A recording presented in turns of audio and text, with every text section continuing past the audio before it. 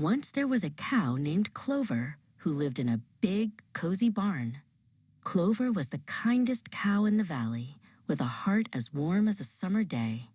She loved the smell of the fields and the sound of the birds. Winter arrived with a great big whoosh. The green grass disappeared under a thick white blanket of snow. Inside her barn, Clover was lucky to have a giant, golden pile of sweet-smelling hay to eat. One evening, Clover heard a soft sound at her door. Trip-trap, trip-trap. Two little goats named Bramble and Silas stood shivering in the cold. Their tummies were empty, and their coats were covered in frost. "Please come in," Clover lowed gently. She did not want to eat all the food by herself while others were hungry. She used her big, wet nose to nudge a large portion of her golden hay toward Bramble. Silas joined them inside, where it was toasty and dry.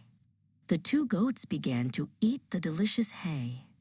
Their tails wiggled with joy as they realized they wouldn't be hungry anymore that night.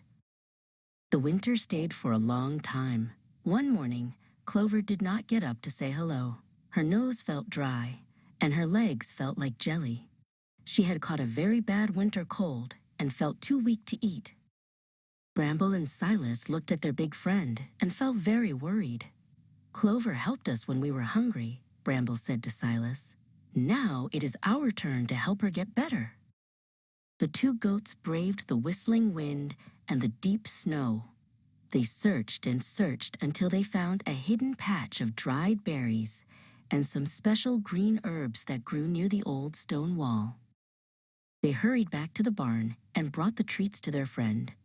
Silas carefully placed the berries and herbs right under Clover's nose so she could smell their sweetness. "Eat this, Clover," he bleated softly. Clover ate the treats and felt her strength returning. By the time the first flowers of spring poked through the snow, she was standing tall again. Clover, Bramble, and Silas stayed best friends forever, knowing that sharing brings the greatest happiness of all.